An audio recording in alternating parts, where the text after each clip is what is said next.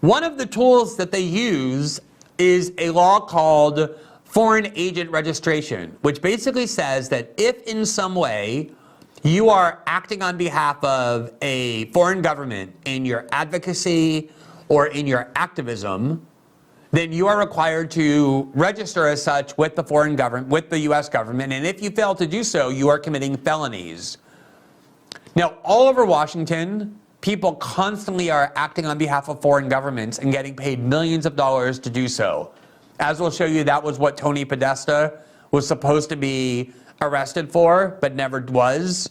The fact that he was with Paul Manafort, acting on behalf of foreign governments, getting enormous amounts of millions of dollars and not filing these forms. That's what a real foreign agent is. Somebody who's actually working for a foreign government and advocating things they otherwise wouldn't advocate, absent they're getting paid by these foreign governments. That the law is that you have a right to know about that.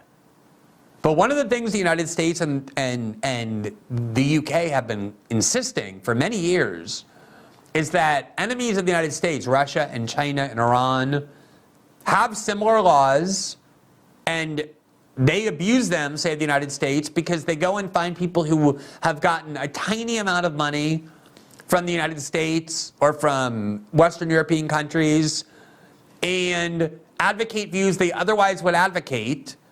And then Russia sweeps in and says, we discovered that part of the money you got for this expense on this event you did has origins within the United States government, and now we deem you a foreign agent and we're going to put you in prison for it. So let's look at what the United States says, as well as human rights agencies say, about when countries like Russia do that. Here from December 2022 is a Human Rights Watch report titled Russia, New Restrictions for, quote, Foreign Agents. Foreign influence would now suffice for toxic designation.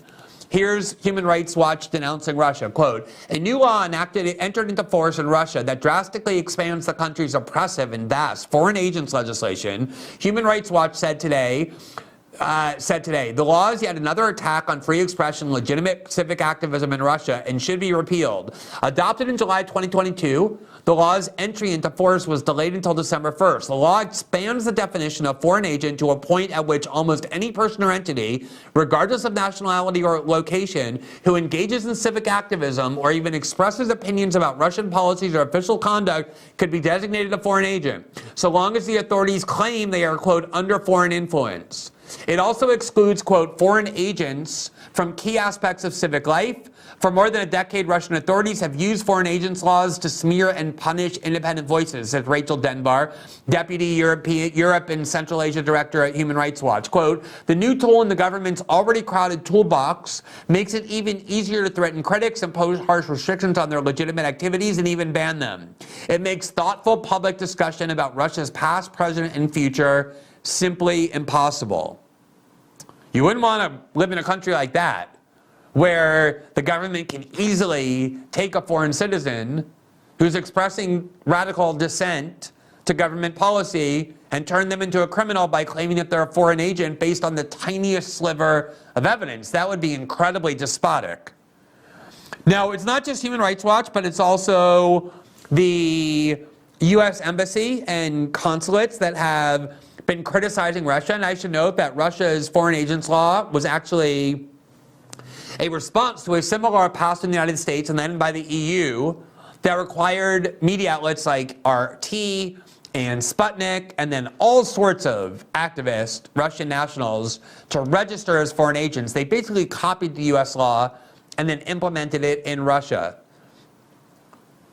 So it's very similar, in fact, to the controversy that Elon Musk recently provoked by putting labels on media outlets like NPR and this Canadian Broadcasting Channel and BBC, pointing out that they are funded by their governments, and the reaction was so enraged.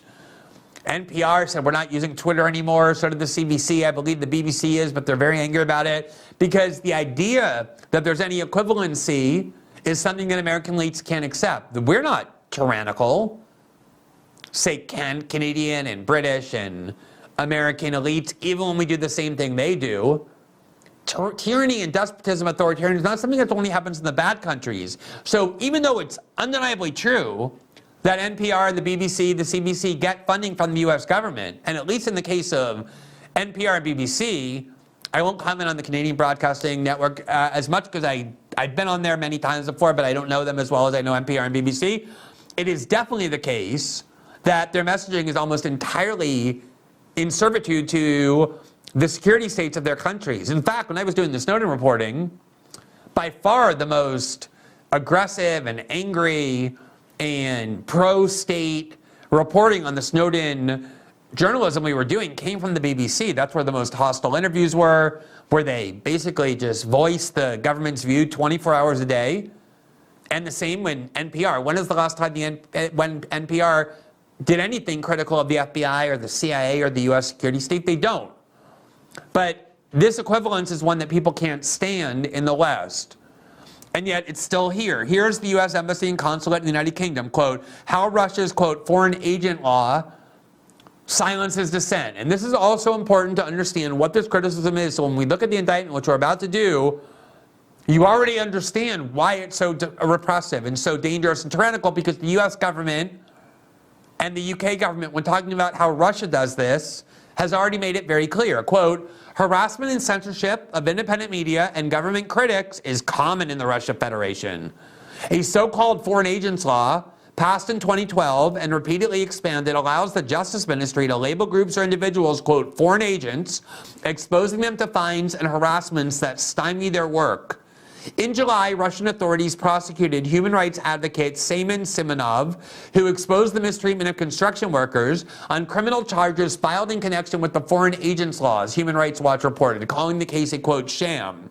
The same month, the Russian authorities effectively shut down the investigative news outlet The Project, deeming it an undesirable organization and designating its editors and 4 journalists as, quote, foreign agents. The Project's reporting have raised questions about how a top Russian official obtained his wealth.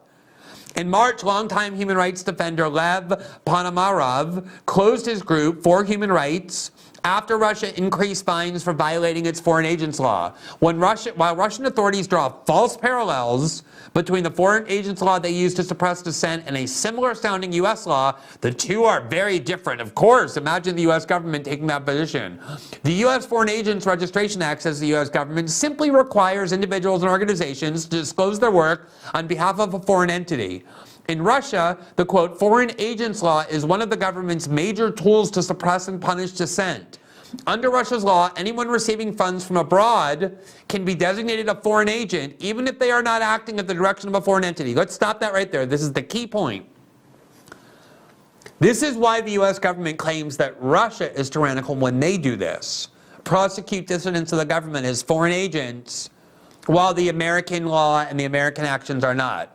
This is their distinction. Under Russia's law, anyone receiving funds from abroad can be designated a foreign agent, even if they are not acting at the direction of a foreign entity.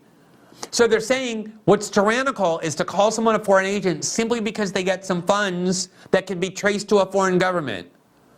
And they're saying what should be required is for people to actually be doing and saying things because Russia is, or because the foreign agent is ordering them to do so. But in this case, they're saying these people, these critics of the Russian government, get funds from the United States because the State Department funds all kinds of anti-government groups in Russia. So they are actually getting funds from the United States, these people that Russia is prosecuting. But the US government argument is they shouldn't be prosecuted because they're not taking orders from the US government. They're just getting funded by the US government. Which is exactly what happened today with the 5 people who were charged with acting on behalf of Russia. If you look at them, and we're going to show you them, you will immediately recognize what they are. They are radical black socialists, radical black communists of the kind very common in the 1960s.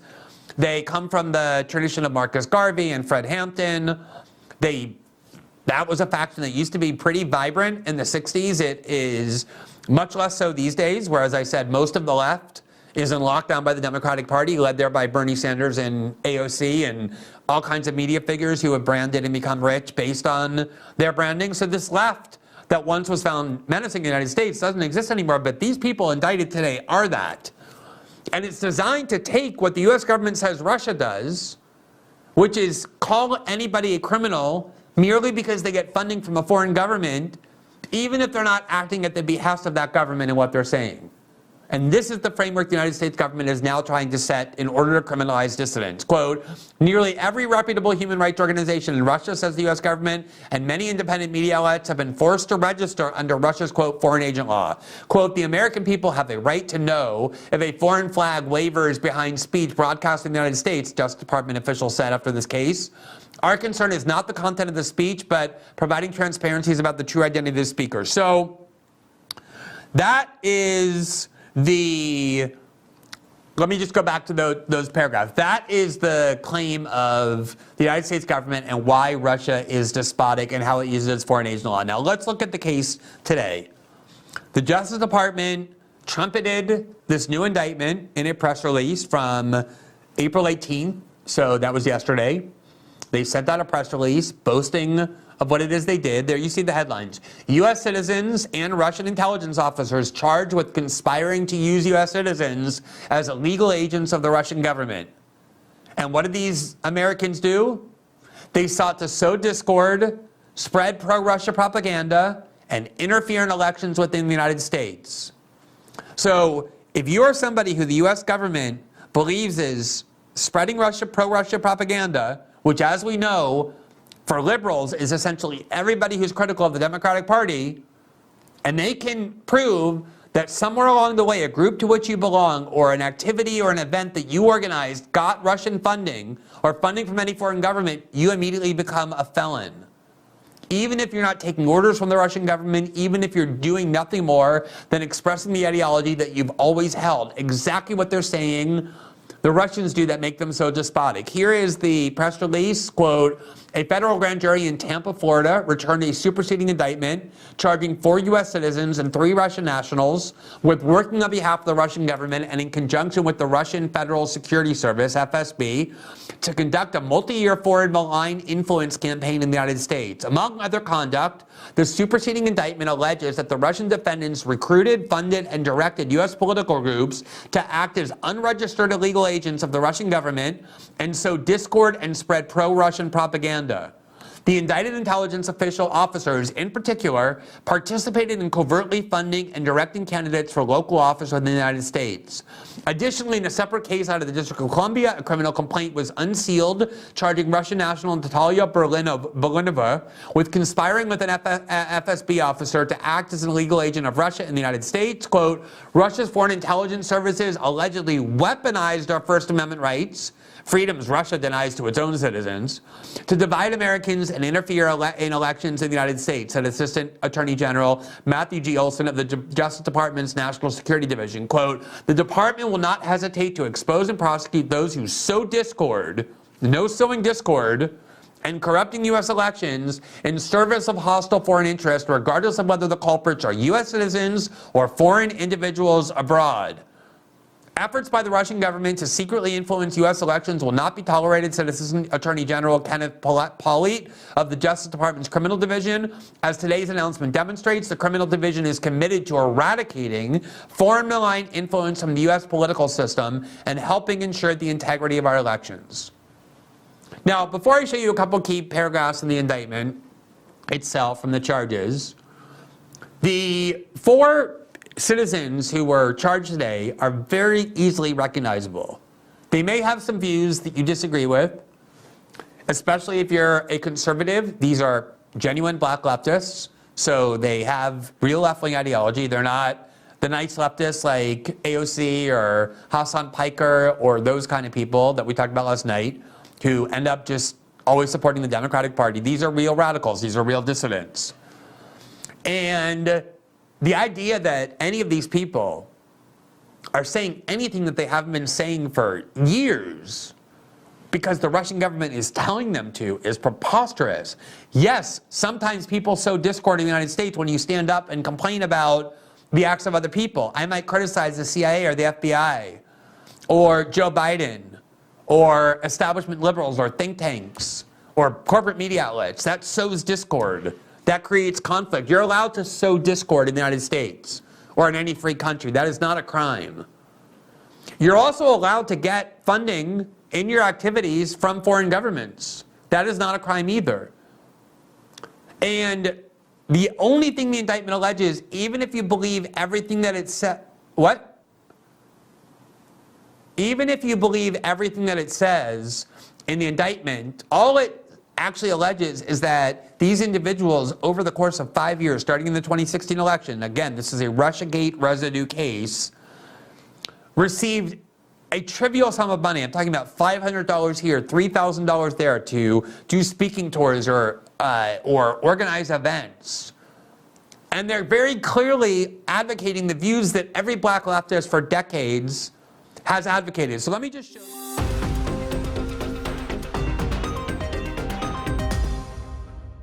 Thanks for watching this clip from System Update. Catch our full shows for free, live weekdays at 7 p.m. Eastern on Rumble, and join our locals community at greenwald.locals.com for all of my written journalism, exclusive after-show Q&As, and more.